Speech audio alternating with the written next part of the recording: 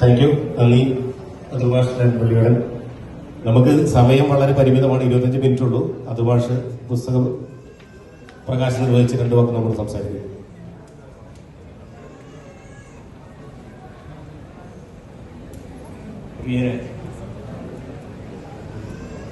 ഇവിടെ സ്റ്റേജിലും സദസ്സിലും ഇരിക്കുന്നവരെക്കാൾ இது ஜெசி சலீமோட முதல் நூல், முதல் புத்தகம். 16 அத்தியாயம், 83 பக்கம். ஒரு முதல் பிரசவம் போல தான் இருந்தது. இந்த நூலை நாங்கள் சரி பண்ணி பிரிண்ட் பண்ணி உரிய நேரத்தில் ஷார்ஜா புக் ஃபேருக்கு கொண்டு வர்றதுக்கு அவ்வளோ சிரமப்பட்டு சரியான நேரத்தில் கொண்டு வந்துட்டோம். இறைவனுக்கு நன்றி, மகிழ்ச்சி. ஒருவருடைய வெற்றி தான் மட்டும் மகிழ்ச்சி அடைவதில் கிடையாதுன்னு நம்புறேன் நான். ஒருவருடைய வெற்றி எப்படி இருக்குன்னா, தான், தன் பெற்றோர், தன் உடன் பிறந்தோர், குடும்பத்தார் மட்டுமன்றி தன்னை சார்ந்தோர், தன்னுடைய ஊர் எல்லாரும் சேர்ந்து கொண்டாடுறதுதான் ஒருத்தருடைய வெற்றி. ஜெஸ்ஸி சலீமோட வெற்றி அப்படியான வெற்றி. அந்த புத்தகம் போன பார்சல் அவங்க பிரிக்கிற ஒரு வீடியோ பார்த்தேன், கண்ணில் தண்ணி வந்துருச்சு. அந்த குடும்பமே சேர்ந்து பிரித்து ஜெஸ்ஸி சலீம் ஒரு முதல் குழந்தைய எடுத்து முத்தம் கொஞ்சது போல் அந்த புத்தகத்தை எடுத்து முத்தம் கொஞ்சினாங்க. அது பார்க்கும்போது ரொம்ப மகிழ்ச்சி. அதன் பின்ன நண்பர் வெள்ளையோட பேசும்போது பொன்னானின்ற ஒரு கிராமமே அதை கொண்டாடி இன்னைக்கு இவ்வளோ பெரிய வெற்றியை ஷார்ஜா இன்டர்நேஷனல் புக் ஃபேர் 2024 இந்த காசசோறு வெளியீடு நடக்குது. இந்த விழாவில் கலந்து கொண்டதற்கு பதிப்பாளராக ரொம்ப மகிழ்ச்சி அடைகிறேன். உங்கள் அனைவருக்கும் என் நன்றியை சொல்லிக்கிறேன். என்னுடைய 3வது நேரடி மலையாள நூல் இது. ஆனால் முதலாக ஒரு பிரம்மாண்ட மேடையில் வெளியிடப்படும் முதல் நூல் இதுதான் எனக்கு. இதுக்கடுத்து நிறைய மலையாள நூல்களும் மொழிபெயர்ப்பு நூல்களும் நாங்கள் செய்கிறோம். தமிழில் இருந்து மலையாளத்திற்கும், மலையாளத்தில் இருந்து தமிழிற்கும், தமிழில் இருந்து அரபிக்கும் செஞ்சுட்டு இருக்கிறோம். உங்கள் அனைவருடைய ஒத்துழைப்பும் வேணும் அப்படின்னு கேட்டுக்கிட்டு இந்த நேரத்தில் எங்களுடைய எழுத்தாளர் ஜெசினா சலீமுக்கு மரியாதை செய்ய விரும்புகிறோம் கேலக்ஸி பதிப்பகம் சார்பாக.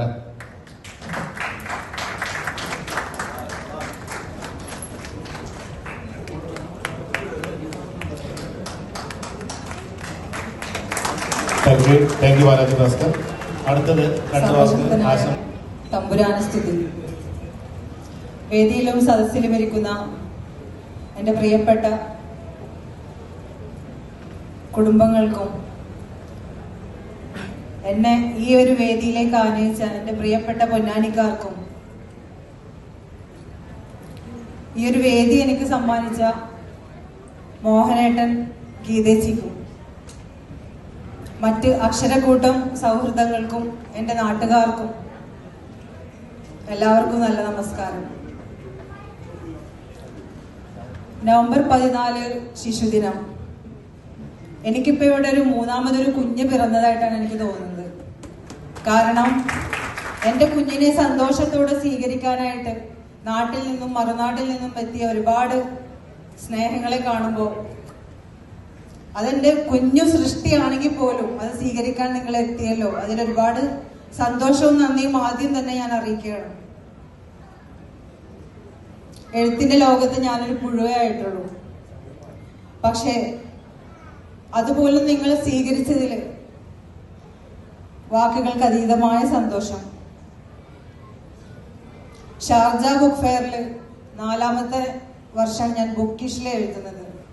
എനിക്ക് ആദ്യമായിട്ട് ഷാർജ ബുക്ക് ഫെയറിൽ ബുക്കിഷിൽ ഇടം നൽകിയ രാകേഷ് ഏട്ടൻ, സാദിഖ് കാവിൽ, സലീം അയ്യനത്ത്, മഹേഷ് പൗലോസ്, ഇവരുടെ കൈകളിലൂടെയാണ് ഞാൻ ആദ്യമായിട്ട് ഷാർജ ബുക്ക് ഫെയറിലേക്കുള്ള ഒരു കാൽവെപ്പ്. അന്നേ ഞാനത് പോസ്റ്റ് ചെയ്യുമ്പോൾ എല്ലാവരും പറയും ഇതുകൊണ്ട് മാത്രമായില്ല കേട്ടോ, ഷാർജ ബുക്ക് ഫെയറിൽ വന്നിട്ട് പുസ്തകം പ്രകാശനം ചെയ്യണം.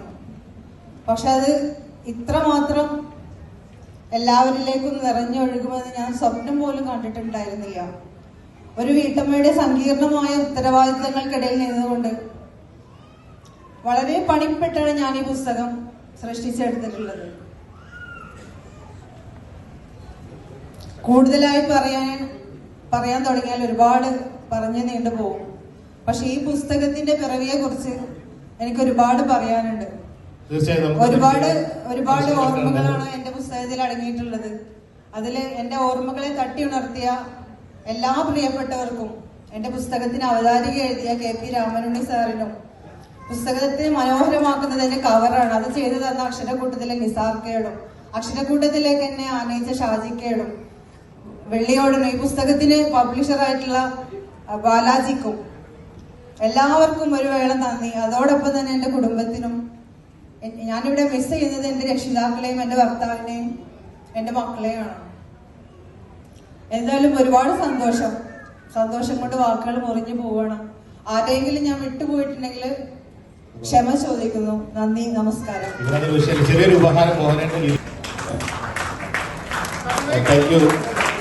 നമ്മുടെ മോഹനേട്ടനും അതുപോലെ തന്നെ പട്ടാളിക്കാരെ പല സുഹൃത്തുക്കളും ആശംസയ്ക്കായി നമ്മുടെ പ്രിയപ്പെട്ട കബീർ ഉണ്ട്, വഹാബ് ഉണ്ട്, അങ്ങനെ ഒരുപാട് പേരുണ്ട് ഇവിടെ. പക്ഷെ നമ്മുടെ സമയം ഒരു ചെറിയൊരു പ്രശ്നമാണ്. അപ്പൊ 2 മിനിറ്റ് നീട്ടി കിട്ടാൻ മാർഗമില്ല. അപ്പൊ ഇതൊന്ന് പെട്ടെന്ന്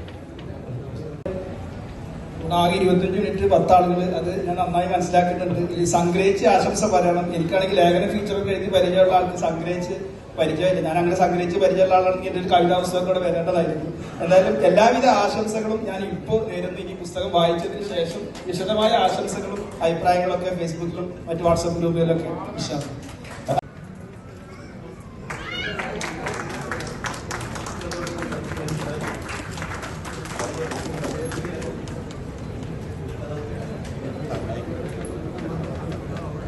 സമയം വൈകുന്നറിയാം.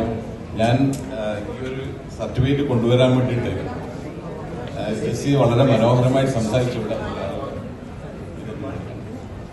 ഞാനിത് കൊടുക്കാതെ വീട്ടിൽ പോയാൽ എന്നെ വീട്ടിൽ കയറ്റില്ലാന്ന് എനിക്ക് നല്ല ഉറപ്പുണ്ട്. ഗീത അവിടെ കാത്തിരിക്കുന്നുണ്ട്. ഇത് കൊടുക്കണമെന്ന് പ്രത്യേകം വിളിച്ചു പറഞ്ഞതാണ്. അതുകൊണ്ട് ഞാൻ കൊണ്ടുവന്നതാണ്. സന്തോഷവും.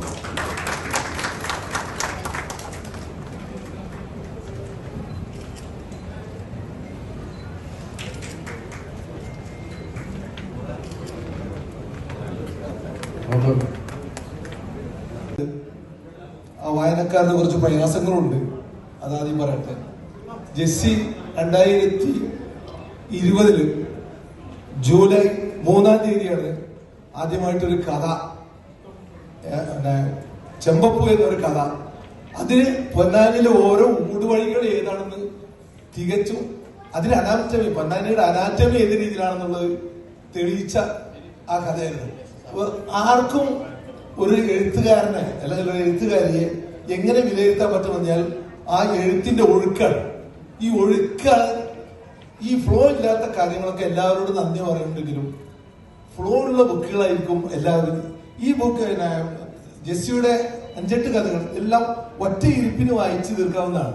നമുക്കറിയാം നമ്മുടെ ഫേമസ് ആയിട്ടുള്ള അധിക കഥാകാരന്മാരെയും ഇപ്പൊ നമ്മൾ ഏറ്റവും ലേറ്റസ്റ്റ് ആയിട്ട് വരികയാണെങ്കിൽ നമ്മുടെ ആടുജീവിതം പോലും എന്തുകൊണ്ട് നമ്മൾ ആകർഷിച്ചു എന്ന് പറഞ്ഞാൽ ആ ഒഴുക്കാണ്. ഈ കവിതയിൽ നിന്നാണ് പിന്നീട് തീവണ്ടി എന്ന വാക്ക് നമ്മൾ ഇന്ന് ഉപയോഗിച്ച് തുടങ്ങിയിട്ടുണ്ട്. ഇന്ന് നമ്മൾ ആ തീവണ്ടി എന്ന വാക്ക് ഉപയോഗിക്കും.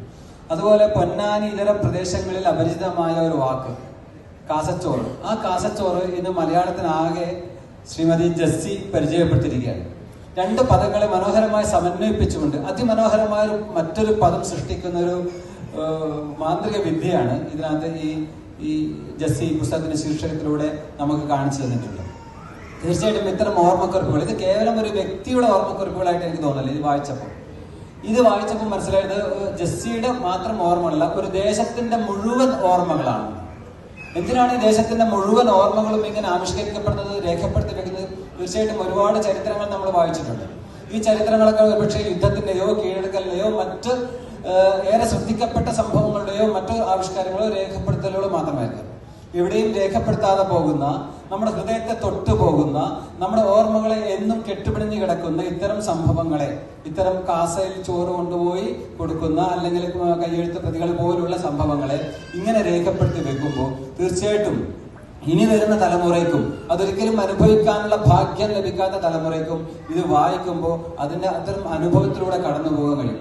ഇനി ഒരു പക്ഷേയുള്ള തലമുറയ്ക്ക് പാക്കറ്റിലോ അല്ലെങ്കിൽ കണ്ടെയ്നറിലോ വന്ന് കൊണ്ടുപോകുന്ന ചോറായിരിക്കും കഴിക്കണ്ടോ, അല്ലെങ്കിൽ മറ്റ് ഫാസ്റ്റ് ഫുഡ് ഐറ്റംസ് ആയിരിക്കും. എന്നാൽ ഈ നെയ്ച്ചോറ് കാസേനകത്താക്കി കൊണ്ടുപോയി അതിനകത്ത് ഇറച്ചിക്കറി കൊണ്ടുപോയിട്ട് കഴിക്കുന്ന രുചി ഒരുപക്ഷെ ഇത് വായിക്കുമ്പോൾ അവനിലേക്ക് എത്തുകയും അവൻ സ്വയം അത് അനുഭവിച്ചു തീർക്കുകയും തീർച്ചയായും എഴുത്തിന്റെ ലോകത്തേക്ക് ഈ എഴുത്തിന്റെ ലോകം എന്ന മത്സ്യങ്ങളോട് പലപ്പോഴും ഏറ്റുമുട്ടാനോ അല്ലെങ്കിൽ സ്വപ്നം കാണാൻ ചെറു മത്സ്യങ്ങൾക്ക് അവകാശമില്ല എന്നൊക്കെ നമ്മൾക്ക് പലപ്പോഴും പറഞ്ഞിരിക്കാം.